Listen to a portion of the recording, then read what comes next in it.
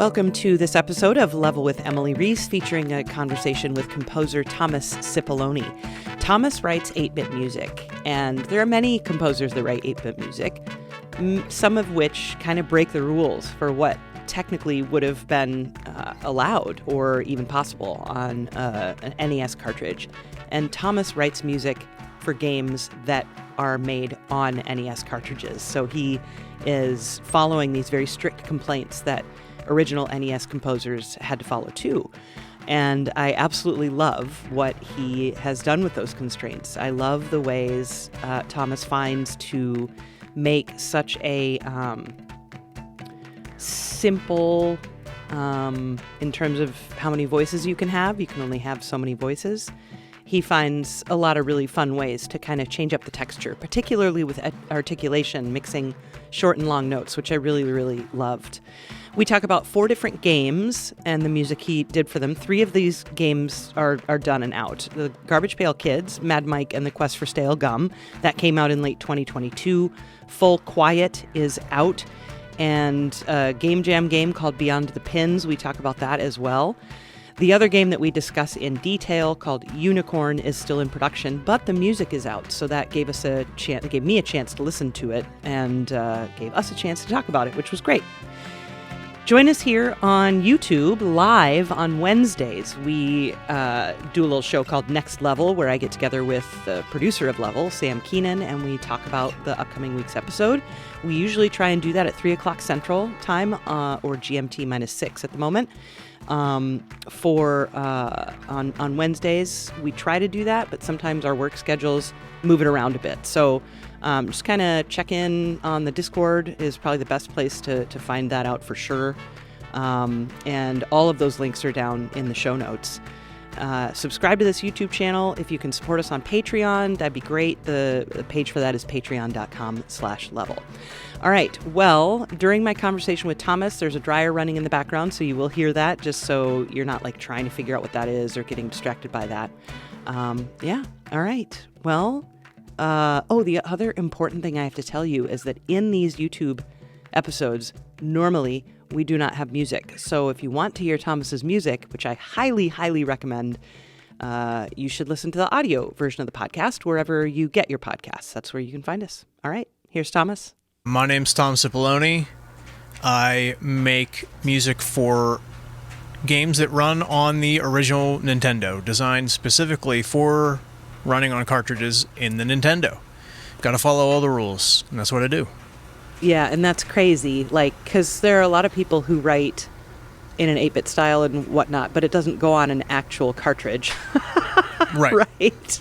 There's a lot of people making chiptune music that are breaking the rules, and that's okay, because it is very good, but I choose to follow them. Well, give us a rundown on the rules. Obviously, most of the time when I'm having, composers on the show, they're usually either working with samples or live musicians of some sort. Very rarely is it chiptunes, and even rarer still would be someone like you, where you're literally following all those rules. So give us a brief rundown of that, if you would. So the sound chip of the NES is called the 2A03. It's got 4 channels, and they're not polyphonic channels. They can only play one note at a time. So you've got to use all those channels to make all the music and the sound effects. They have to work in tandem. They have to work well together. Let's see, what else can I say here? Yeah, I think that pretty much covers it. There's 4 channels. That's it. That's all you get. Two square waves, a triangle wave, a noise channel. Try your best. Yeah, try your best is right. And, within those individual sounds, are there range limitations on any of them? There is, I'm trying to think of what the actual bottom note is.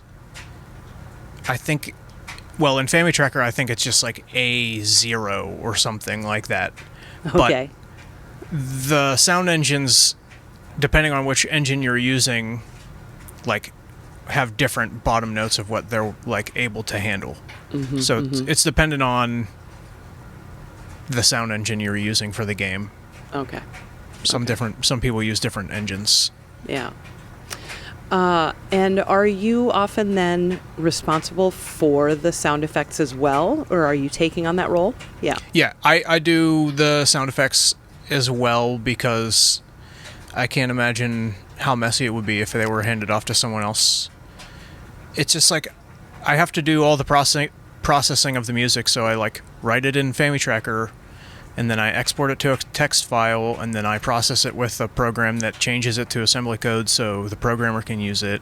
Wow. And introducing all of that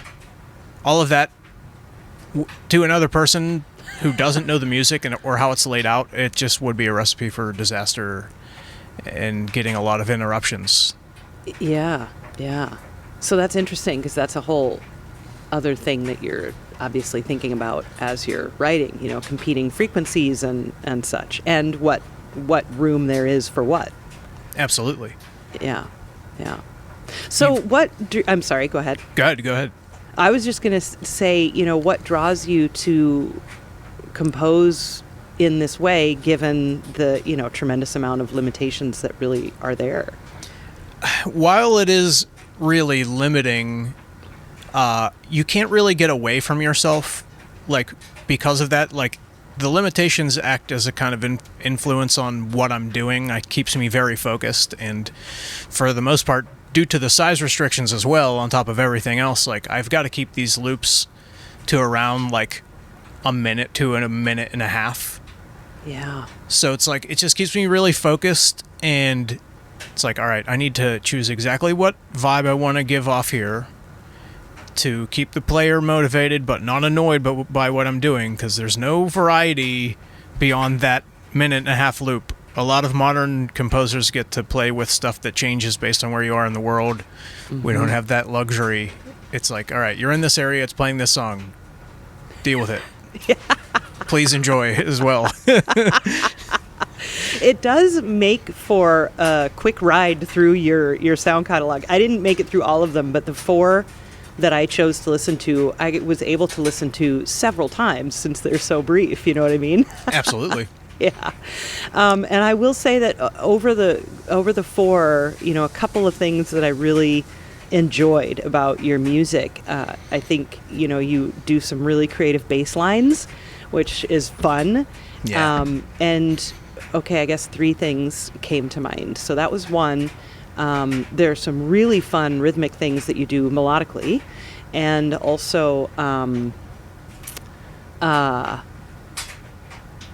what was my third, Thomas? I can't think of my third right now.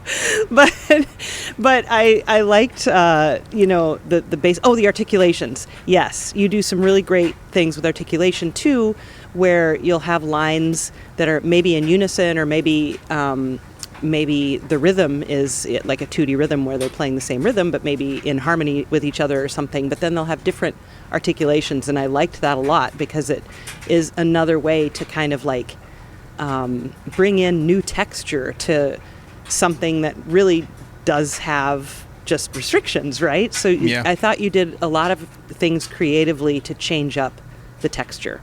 Thank you. Yeah. Yeah. Rhythm is really important to me. I play in a band with a drummer who is really, really, really good. Just taught me everything that I know about rhythm. So cool. I'm trying to be complicated but smart, and I'm not trying to overdo it with the rhythms. It's just I feel that's what is the driving factor in keeping things interesting in a world like this where everything is so limited. It's if you have a cool rhythm and a cool way to deliver it, people will keep listening and not get annoyed. The loop and not getting tired of the loop is what's most important. Yeah, no kidding. So let's talk about, firstly, Garbage Pail Kids, Mad Mike, and the quest for stale gum. I grew up in the 80s, so Garbage Pail Kids were a huge part of my elementary school life. Yeah, but that's a whole other story. This music is it's pretty great. Will you talk about, writing for this project? Yeah, absolutely.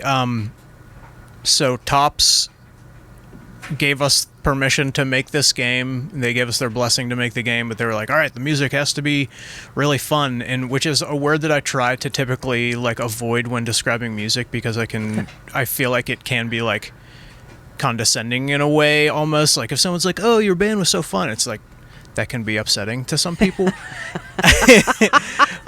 But like they were like, all right, it has to be fun, it has to be like upbeat and stuff like that. So I was like really trying to focus on keeping it entertaining and like sort of lighthearted, but still have my style inside of it. And that's really what I was focusing on. But I'm really satisfied with the way it came out. Yeah, and this is one where the title screen has this one of the many examples of this articulation thing I'm talking about, where, you know, the bass voice has, if I remember right, it's a lot more legato, and even sometimes within the phrase, if you're repeating the phrase, you'll do the articulation differently too, which is nice. Because those things, it seems like that's like kind of like going the extra musical mile, you know, because you wouldn't have to do that. You could just have your, you know, little Garbage Pail Kids melody, and but you don't do that. You take it like to this cool textural place. So tell me a little bit about that. The thing is, like, I have to be entertained by myself. Is like, even though I need to keep it tiny and keep it short and keep it sweet, and then the title screen in particular, like that's like, it's like, all right, I need to give it right when the power button comes on. It needs to be as entertaining as possible, and then when they finally figure out what's going on and they're just like, oh, I'm just going to hit start and get ready into the game, like, it gets all of the main idea out first, and then if they happen to walk away and go and get a drink and the title screen is still looping, like, oh, maybe I can stay here a little bit longer and, like, figure out all these different articulations that are going on. It's, like, more thoughtful than it seems on the surface, I think. Yeah. Like, finding those differences in the loop are what, like, keeps it entertaining. Yeah. So that's pretty conscious for you then, between quote-unquote repetitions, is just trying to kind of, like, vary them up a little bit. Yeah, absolutely. Yeah. I need to, like, I can never do the same thing 4 bars in a row. I'm incapable of it. What's your main instrument? I play guitar primarily. Okay. I started on bass, though. Well, that's not true. I started playing the guitar when I was like 10. Okay. And then when I was like in my early teens, I played bass primarily in bands and on my own. And that was like, I did that for like 10 years. And so I was like, okay, I love the bass, and that's why I focused so much on bass lines. But then I got into knowing more about chords and structure and all that stuff, and was like, I need to play the guitar because this is where my brain likes to shine. Oh, okay. Just chordally, you mean? Like, yeah. Voicings and all that type of stuff. That's what I am entertained by. So did you study officially in college music, or are you primarily self-taught? I'm primarily self-taught. I did. Okay, cool. I did in school, but it was not like my focus. I never even finished college, to be perfectly honest. So yeah. But I was in music classes, just never finished. Yeah. And you and I share something else in common, which is radio, right? Do you mind if we talk about that for half a second? I have so many more questions about your music, so we'll definitely get back to your music. I love the radio. Yeah, like, how did you get into it? Because I kind of ended up stumbling into it, and I've never really been able to leave. So how has it happened for you? So I was driving to work at, like, my old job at, like, 5 o'clock in the morning, and they were playing a promo for how they were hiring for the engineering department. And I was like, well, I've been working in the audio field for a really long time, for like close to a decade at this point. And I had been recording audio on my own and had a lot of professional experience. And I was like, well, I'm just going to apply. And so, I mean, I've been at the station for about a year now. Oh, okay. And I'm in actually just over a year. But, work in the engineering department for a station in Pittsburgh, one of the NPR affiliate there. And we just And what is that? What? WESA. Okay.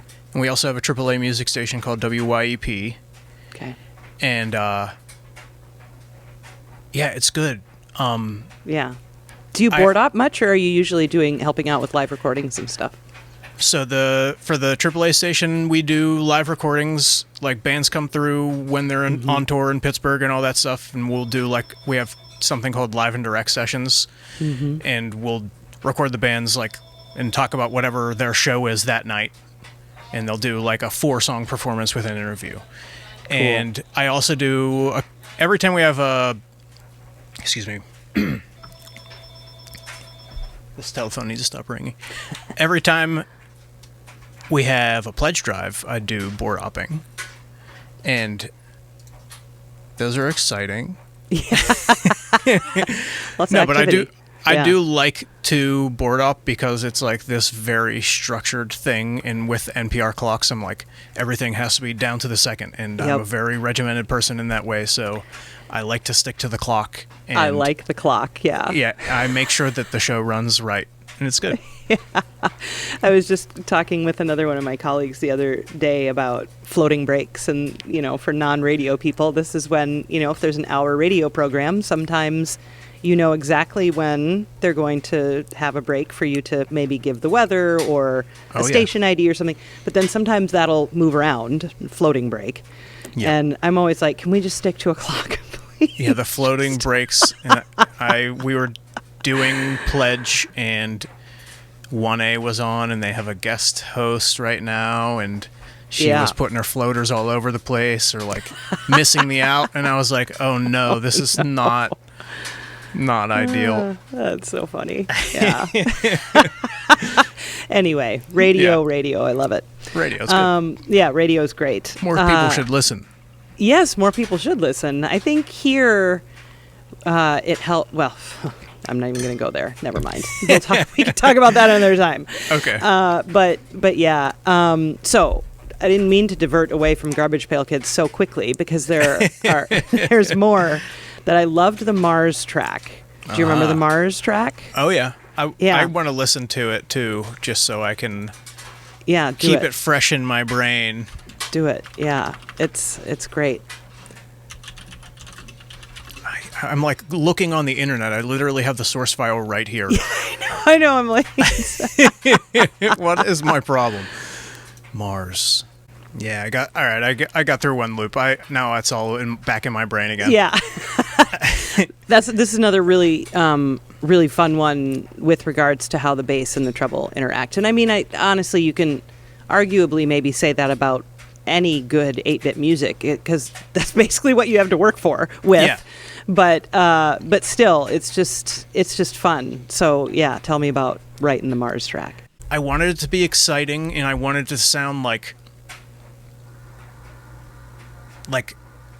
I wanted it to sound like space, but not like in the augmented, oh, it's so weird space, but oh, we're on Mars, it's very exciting to be here, and there's all these weird creatures that are trying to kill me for some reason, but it's very exciting.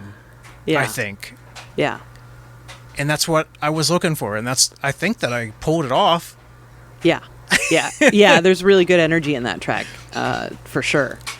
And then, I mean, we have to talk about the ending track, where clearly you used some very Garbage Pail Kids-esque sound effects. Oh, yeah.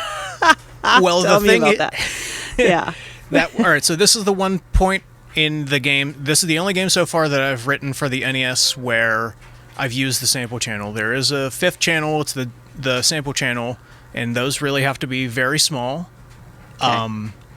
But I did I did record those myself.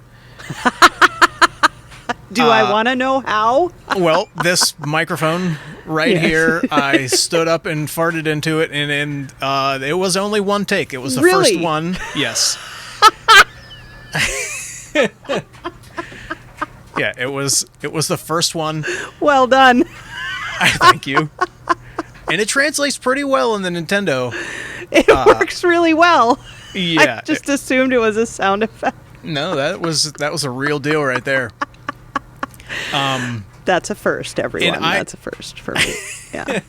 And I actually am pretty much incapable of burping for some reason, so my Okay. ex-girlfriend is who supplied the burp.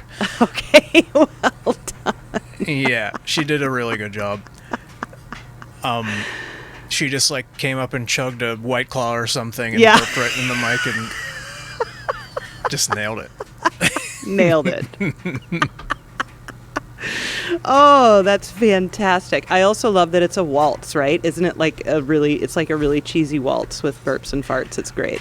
Yeah, it's like okay, you won the game, and I'd only had so much space to like put a little like credits rolling like happy song in there, and it's like let's just make it super campy and put some burps and fits. farts in there, and that's exactly what it needed.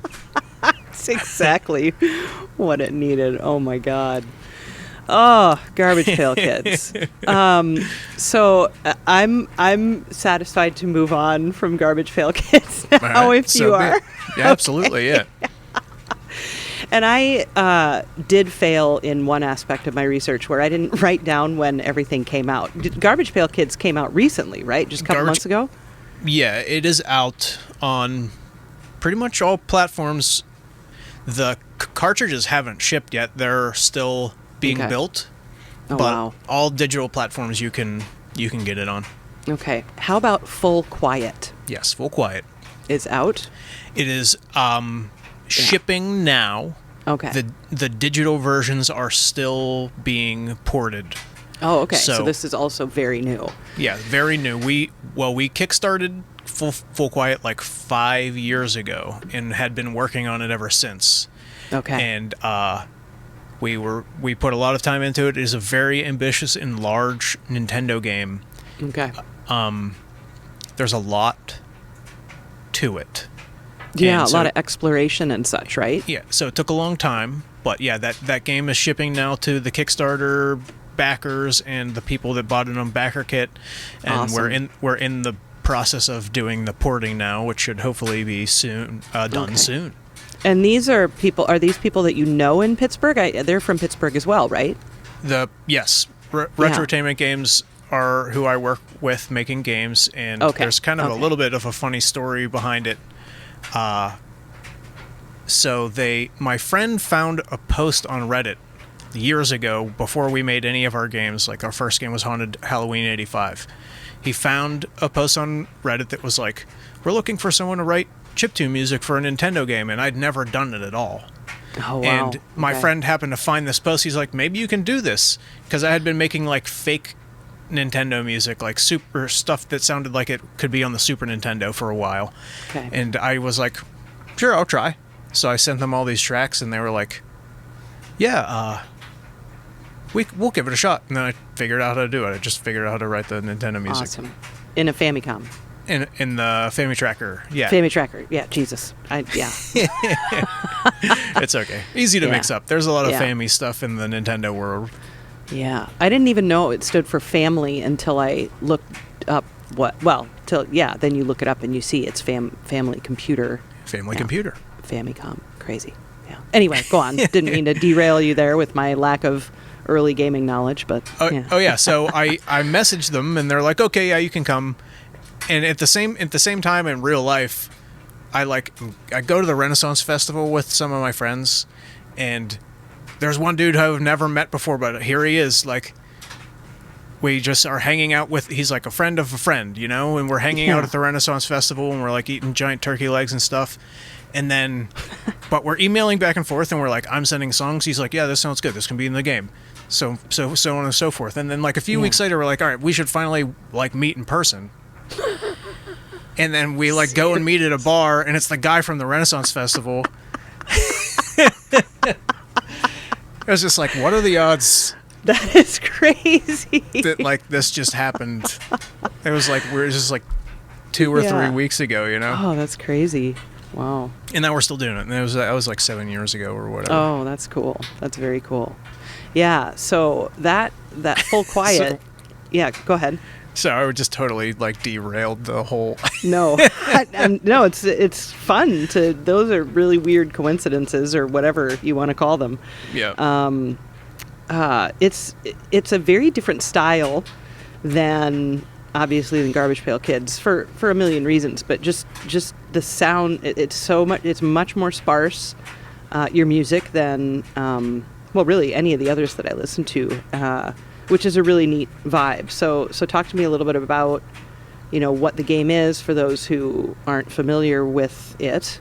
Okay. And musically the style and stuff. So Full Quiet is like a mystery adventure type game. It's an open world. It's got a day and night cycle, which is, I believe, unique to the NES. I think cool. maybe like Castlevania 2 has a day and night cycle tip, or I guess it does, but Okay. not a lot of other games do. And so it is very sparse. Like, players will be spending a lot of time in these areas, and I wanted to kind of like, I was trying to make something that like at its core had atmospheric elements, which is almost impossible to do on the Nintendo because you don't have reverb on the Nintendo. Like, you don't have like the ability to like make space in that way. Yeah. But I sort of like, I wanted to like have like nature sounds in there in my best ability. So like I have like I'm simulating like birds chirping and like leaves rustling and wind blowing and stuff. Yeah. Mm-hmm. And it's like, okay, how can I make it feel more open?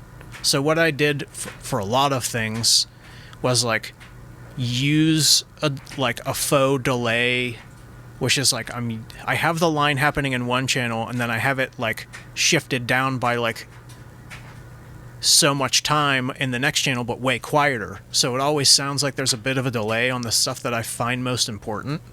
Cool. And yeah, like it makes it feel more open. Like, sure, adding that layer of atmosphere on a platform that it's very hard to have described as atmospheric. Yeah, I thought that was really effective, and even in the title screen, it's it's very simple with a melody of sorts, and then kind of this Morse code ish pulsing in the background that drops out completely for a while, and so there's a lot of like just kind of solo lines. Even in the track Cliffs, there's like this cool duet in the middle where everything else just kind of stops, and then these two lines just kind of play together for a minute. So I really liked that a lot. My favorite track on that, and maybe of all, is Forest, which you have another Forest track I'm going to talk about later. But in this game, in Full Quiet, the Forest track is so great. Thank you. Really great groove, and I just thought the middle voice and counter melody were really, really cool in that one. Yeah, it's so at that point in time, like the whole world in the game is like kind of a big loop, and this is like the second to last area before you get back to the beginning. Yeah. And in the forest, it's very dark, and there's like the trees are very low, and I wanted it to be like feel really claustrophobic, and it's like kind of a maze, and it's just like it opens up very tense and it stays very tense. And the main melody from like the title screen, which I kind of recycle in a lot of ways throughout the soundtrack, is very prominent in like the second half of the main A section. Okay. In the forest. And I like that track. I was listening to that in the car to like refresh my memory on my way home from work, and I was like, "This is a pretty good one." Yeah, that one's there's just this really cool, middle voice / counter melody thing that comes in a couple different times in the loop that I really, really loved. Yeah, and again, like I was saying, Cliffs as well has that kind of not random, but it's just like, I just found it very unusual, and in a really great way, like not in a offsetting way at all. I was just like, oh, this is a cool, like, musical soliloquy between these two voices in the middle of this Cliffs track, you know? Yeah, there's not a lot of opportunities in the game to, like, have a positive time with the music. Like a lot of times, like, I need it to be, like, it's driving, or it's, like, it needs to keep the player focused on the journey. But, like, at that point, like, you've gone through essentially almost every area in the game, and, like, the world is open world, and you'll go back to all those places, but like, it's like you're just climbing up the cliffs, and I was like, I need to have something that, like, just breaks it up and, like, feels like a little hopeful, because I can't have it all be gloom and doom the whole time. And so that's the, like, little glimmer of hope that I wanted to put in there. Cool. Yeah, I liked that very much. Unicorn Online. Yeah. Tell me about this. Okay, so Unicorn, it is technically, well, it is still in development. Okay. It's not out. There's people who are making games for the Nintendo now that can and will connect to the internet. So this is, like, it literally has a Wi-Fi chip built into the cartridge. God. And so they're essentially, like, making an online pseudo RPG type situation where you can, like, go around to different areas and fight stuff and get money. And then there's some type of online component I don't fully understand. But this one is unique. So this is not a retrotainment game, I'll say that. Okay. It's being made by my friend Kevin, K-Han Games, is his company. But the mapper actually allows you to use the VRC6, which we talked about when we talked with Brian. VRC6 is, like, they used it for the Castlevania 3, and it's got more channels. So technically, as far as, like, the Nintendo goes, I am sort of breaking the rules, but this would function on the Rainbow Mapper is what it's called, and in some imaginary world when the game is done, technically it would work on an AVS, which is, like, a new version of the Nintendo. It's like a reverse engineered Nintendo that has an HDMI output and stuff that can handle the handle the expansion audio channels, as far as I know. Okay.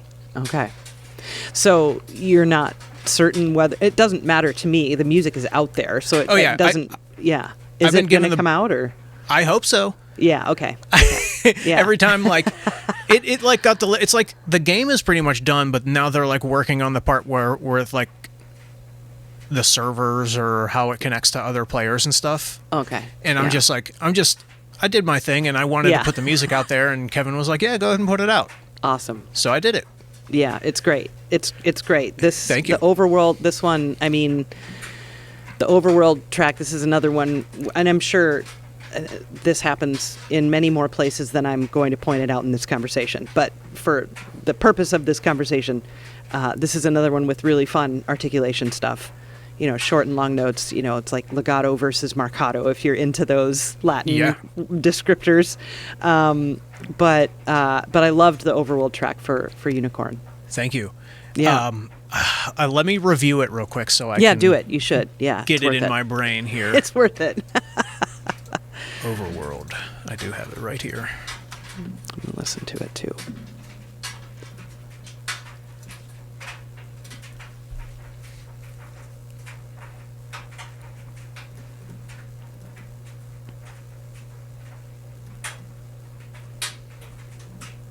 Oh yeah.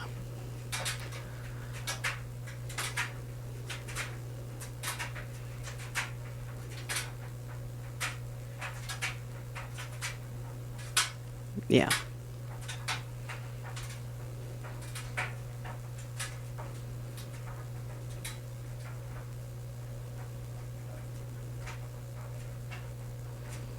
Great bass line too.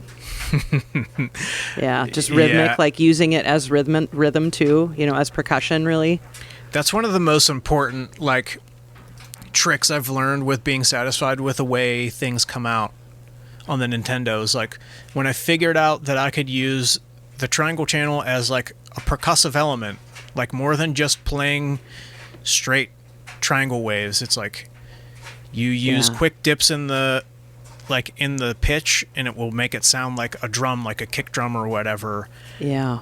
And it's super, super, super important. It like changed your whole compositional future. Yeah, absolutely. Yeah. But I do like this track. I do like this track a lot. It is like, it's like, all right, it fades in real fast, and it's like, all right, here's this world. The world is yours. Yeah. And boy, it makes me want to make another soundtrack with the VRC6 so bad. Good. Yeah, it's like I have one channel entirely dedicated just to playing arpeggiated chords, so I don't have to worry about like those getting cut off at any time, because I've got plenty of other channels to just take care of all of the melodic stuff that I want to do. Yeah. It definitely does make it feel more like a like a Thanksgiving meal as opposed to a really good turkey sandwich. You know, like a really good turkey sandwich can make my day, right? There's nothing against a great turkey sandwich. But I would never say anything bad about a turkey sandwich. No. Yeah. And so, it's the difference between that and like this fully fleshed out, right? It just like gives it that much more like depth, I guess. To have that one extra. Yeah. I mean, you have a channel dedicated to playing a chord outright. Like I have like quick arpeggiated things, so it's like the brain will just automatically interpret it as a chord. And then I can layer as many voices on, or not as many as I want, but I've got so many more voices now, and I can make it sound rich. Like, yes. Boy. Yeah. It's so fun. Yeah. And then, I mean, the forest track in the Unicorn soundtrack is just so great. And again, just fantastic groove. And you do this great thing with 16th notes in like a portion of it that's just such a nice touch. So talk to me about the Unicorn Forest track. I'm going to review that one too real quick here. Forest. Yeah, and make sure you go far enough. I'll give you a more specific. Oh yeah, it is this is one of the longer ones for sure. Yeah. But like Forest is where the player goes in their like, it's where they spend most of the time, because that's where like most of the game is. Okay.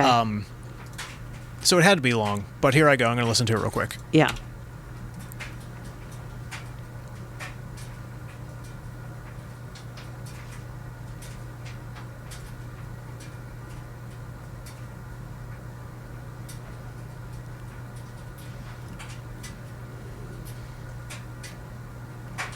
Yeah, I'm like almost primarily using the triangle channel just as drums. Like, it's just kick and snare.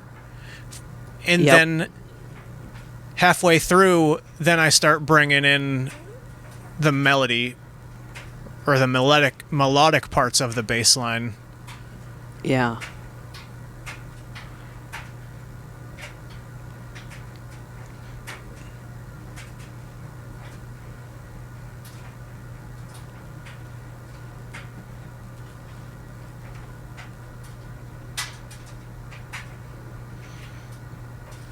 Yeah, I miss writing this.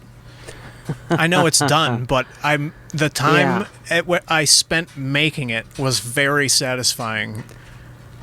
That's a great fucking track, dude. Thank you. Great track. Like, I would like be challenged to find someone who wouldn't listen to that and like that. That's just a really great track. You know what I mean? Like, yeah, I really appreciate that.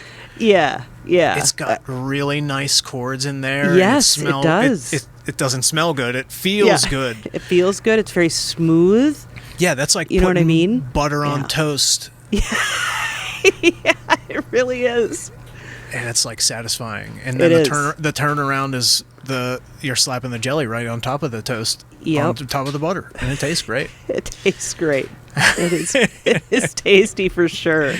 Yeah, that's a good one. That like when I talk about this sometimes in episodes, but a lot of times as I'm listening to music, sometimes I'll be walking. I'll take a walk outside, and so then instead of, being able to take notes or anything, if I hear something, I just take a screenshot, and then I've got the timestamp and the track, and I know, listen around here, and you'll remember, usually I almost always remember what made me take that screenshot. And this track, I have like 6 screenshots of in my phone. I'm like, okay, I get the picture. Like, you like this track. Like, track is good. Noted. Yeah. I'm like, Jesus, here's another picture of Forrest. That's so great.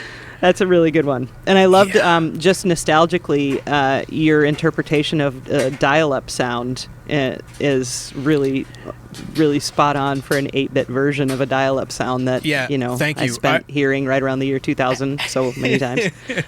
It was like, he's like, the game's online. And I was like, okay, I insist that I know it's not necessary. It's already going to be on Wi-Fi or whatever, but we're going to fake it.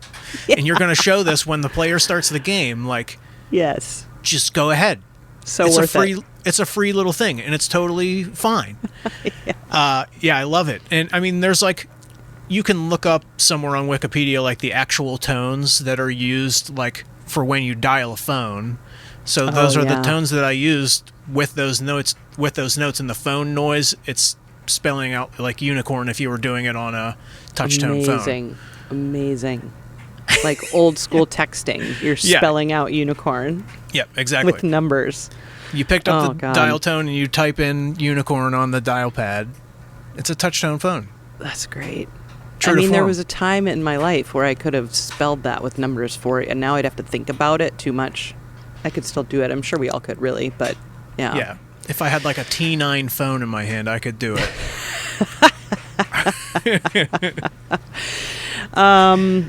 From Unicorn still, Theme of the Master. This is another one I really liked, groove-wise. Let's check it out. I'm listening to it right now again, too.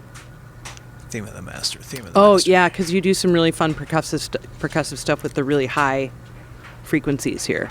Like little triangle hits, almost. Okay. Yeah. Oh, yeah, it's like a little bell, almost. Yep. Yeah. Yeah.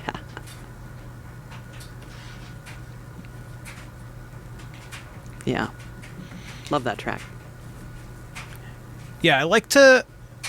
Making fake delays out of just the same notes getting quieter is like one of the best ways I've found to like just add that layer of like room to everything in this world. It's like, if you don't do it, it can just sound too thick or too stale. I need to have like, I need to find a way to trick people into thinking there's more going on than there really is. Yeah. And that's what I'm doing. Yeah. No, that's a great track. Thank you. Mm-hmm. And then Beyond the Pins. Beyond the Pins. Game Jam game? Is that what this is? It's a game jam. So Kevin, the same guy who made Unicorn, and another friend, Bo, they did a game jam where they just like, it was like during the pandemic, and no one had made any new, like, it's just a little homebrew NES game. Yeah. But it's like an adventure game, like point and click, like Leisure Suit Larry or Space Quest or whatever, you know? Mm-hmm. Yeah. And so they wanted to make a little game. So it's like you work at a bowling alley and you have to figure out, like, what's wrong? Why isn't the bowling alley working? Why isn't the pin functioning? And all that type of little stuff. Yeah. And they just brought me on to do the music. It was like in late 2020 or something like that. And it was just like, how can I like hark back to those days of like Sierra games? You know, Sierra games were like all those point and click games from back in the day. Mm-hmm. And I use that as kind of like my influence for these tracks. Cool. So what kind of gamer are you? Like what... Who are you? Well, I mean, I came up playing our first system was the Atari 2600. Okay. But that didn't teach me a lot about music. And then we had the Nintendo, and that I feel like I learned so much from playing the Nintendo from like in the music world. Like I learned to love harmonies from the Mega Man soundtracks. Like, sure. I was like, whoa, why is this so cool? And like polyrhythms and stuff like that taught me about music more than anything else. Yeah. Beyond that, like my favorite games of all time are like RPGs from the Super Nintendo era, like Final Fantasy III, Chrono Trigger. Like those soundtracks like changed my life. Okay. I just think so much when I'm writing tunes, like how it could be perceived, like in an environment. Like I'll write a melody and be like, oh, well, this sounds like, you know, this sounds like a forest. Like, why wouldn't it sound like a forest? It's just, if you can place your listener somewhere with a melody or an arrangement, like you've done your job correctly. And I learned how to do it from all of those games. Cool. Like those ones just set me in the right path as far as I'm concerned. Are you playing anything right now? No. Nothing good. Nothing good. Well, I've been playing Vampire Survivors, which is incredible. But yes. Like, I mean, the music is really good in that game. But other than that, I play dumb games. Like, I've been playing Overwatch. I shouldn't be playing Overwatch. Play Overwatch all you want, man. I play Destiny. You can play Overwatch. It's just so stupid. I mean, it's fun, but like, yeah, it's not a fulfilling game.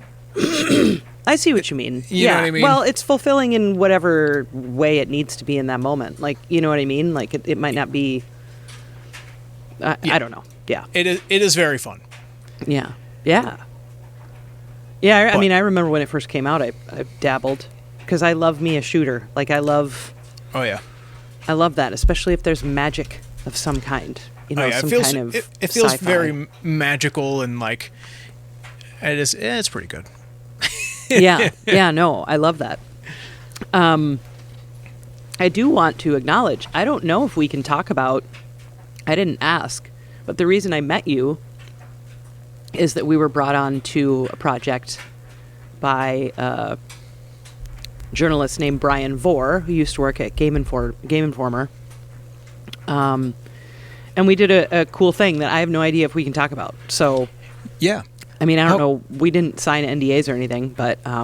yeah, I don't know why we wouldn't be able to talk about it, but I guess maybe we can play it safe. But it was a pretty fun little project. It was great, and hopefully that'll be happening soon. But yeah, that was really fun. So that's how I met you, and I'm so glad because, I mean, what's it like writing in a Family Tracker? Like, talk us through that process a little bit of you know.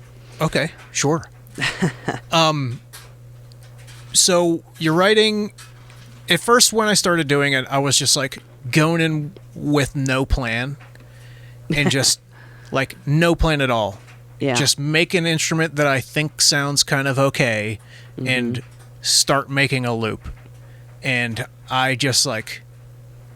Then I just sit there and play the loop over and over and over again, and I'll find I just build. It's like making a puzzle that you don't know what it's going to look like, and you're making it up as you go.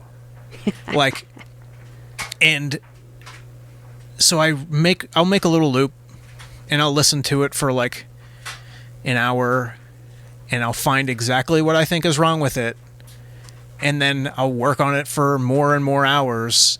Yeah. And then I'm listening to it over and over and over again. Like, I analyze every beat of every measure of every instrument of every track. And so, like, I just get so... And that's what's great about the trackers, because you can go a beat at a time and find out exactly what is bothering you and fix it. Like... And in like a regular performing way, I try not to be as extreme. Like, I just try to let stuff happen for the most part. But this allows me to have control over every moment. And I embrace it in every way that I can. Are you programming music with like a mouse and a QWERTY keyboard, or are you using a 88 key situation? Or no, I use a QWERTY keyboard. Okay. Yeah. Okay. Yeah. Pretty much everything we've talked about today, I wrote just like on a laptop. On a laptop. Wow. Wearing headphones. And I do write, this is a more complete desk. Mm-hmm. I just recently moved, so I haven't set up everything. I don't have a full-size keyboard that interfaces with my computer. I have a full-size piano, but I can't obviously can't plug that into your laptop. Not yet. Someday, I wouldn't be surprised. Yeah, that would be cool. That problem has been solved. There's no need to you don't need to do that. But it would be to plug a baby grand into the. It would be fun. It would be a little absurd, but it would be fun. Yeah. So what are you working on right now? Are you writing new stuff? Well, I actually so we finished Full Quiet, and we're now, because beyond just writing the music, I do a lot more stuff in the development of those games. You do art too, don't you? Yeah. Yeah, that's crazy. I did the art for Unicorn, which hopefully people can see eventually. But with Full Quiet, I did level design, wow, and layout and story and all types of stuff. It was that was a very involved process beyond the music. I rewrote the soundtrack 3 times, but there was a lot more work going into it beyond that. Did you rewrite it 3 times because you didn't feel like you had the style right? I mean, are these dramatically different soundtracks that you threw out? The first, so we put out a beta, I guess. I can't remember exactly when we put the beta out, but that has a totally different soundtrack. Oh, I think wow. maybe only 1 or 2 songs survived from it. Okay. And the main reason was I actually needed to take up less space. So originally my allotment for the music was 32K, 32 kilobytes, and I cut it in half. Oh God. Yeah, I was a little bit I was a little bit more wasteful in my first pass, or my first published pass, I guess, for the beta. Yeah. And then other ones I was just still trying to figure it out. Yeah. And I didn't feel like the pacing was quite right for a lot of the ones that made the beta. It was we were playing it a lot more, actually going through the game, and it was just this is a little bit too urgent for what's actually going on. Mm-hmm. Mm-hmm. Fascinating.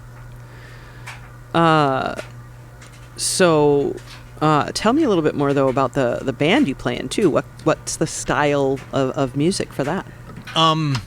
Okay, so my band is called Grand Piano, and we are a 5-piece. And basically, anytime anybody asks, I say that we are a rock and roll band. It's just 2 guitars, bass, drums, and a saxophone. Nice. I mean, we're heavily influenced by most things, blues, jazz, etc., prog. Mm-hmm. But a thing that I like to tell people is that we're like really influenced by library music, like from the 60s. Oh, like okay. TV themes. Yeah. From back in the day when they had giant bands or awesome bands playing music for television. Yeah. And so we like, I mean, but then also we are like influenced by punk and Tom Waits and whatever else. We just do whatever we feel like doing, not in a way that is like, oh, we're doing whatever we want. It's just like, oh, we're going to make a song that sounds like a bunch of rats are playing a game underground, and that's what it is. This is called Rat Ball. Like right now we're recording a new record. Oh, cool. And 4 of the songs, the other guy who typically plays guitar, he's playing accordion. and the cool. saxophone player is playing a clarinet. And so they have this real, like on a ship type vibe going on. And then the rest of the songs are like about mummies and werewolves and stuff. And so it's like, we're like pretty heavily influenced by like 60s like saxophone rock too. Yeah. We just can't help ourselves. I mean, if you have a saxophone, you might as well use it. Right? Yeah, you got to dig in. Yeah, dig in, exactly. I'll send you some stuff. Oh, that'd be great. Would love to put something in here. Yeah, and there's some songs on our most recent full length that are adaptations of songs that I have in games. Oh, cool. Okay. So like, I think at least one, maybe two songs on our most recent record were on Haunted 86, a game that we put a few years out, or cool. Put out a few years ago. Loose interpretations, but it's all there. The ideas are there. Yeah. Oh, I love that. Yeah, it's fun. Did you grow up in Pittsburgh? I did, yeah. Okay. What do you like about Pittsburgh? It is... What do I like about this place? I mean, everybody that I love is here. My best friends are here, being the people that I play in the band with, and it's affordable. Yeah. It's not, like, it doesn't take itself too seriously. And I appreciate that. Yeah. I mean, some people do, but for the most part... Steelers fans definitely do. Yeah, absolutely, they do. It's too much. It's a good place. Yeah. I like being here. Yeah. I've spent very little time there, but what little time I did spend there, I dug it. Very good. But yeah, do you have anything else you want to add about? We didn't talk about the music in Beyond the Pins, though. Oh God, was there you're one right. you wanted to bring up? We never did. How did we get off that topic so quickly? We just tangented. I guess we did. I mean, it's just this. I mean, the track that's literally called Bowling. Yep. Has a great bass line / melody line. Again, it's really clear your affinity for bass. When you hear tracks like this. I love the bass so much. Yeah. Good. Like, when I did play the bass in a band, I was like, I'm not a sticking to the root type of guy. I don't think, I mean, maybe it's clear from having listened to a bunch of my music, but like, yeah, I think it's cool to like be a melodic bass player. Yeah. And it's just like, it's so satisfying when you can pull off doing both in the same piece of music. Yeah. Yep. But this the bowling track is a good example of that. Yeah, it's literally, that's for when the bowling happens in the game. It is an adventure game that has a bowling. When the bowling happens. It's for when the bowling happens. That's a good one. That one's also just like so short, probably because it was a game jam game. I mean, it's just boom, boom, boom. Oh yeah. Just a handful of tracks, but yeah, it's good fun.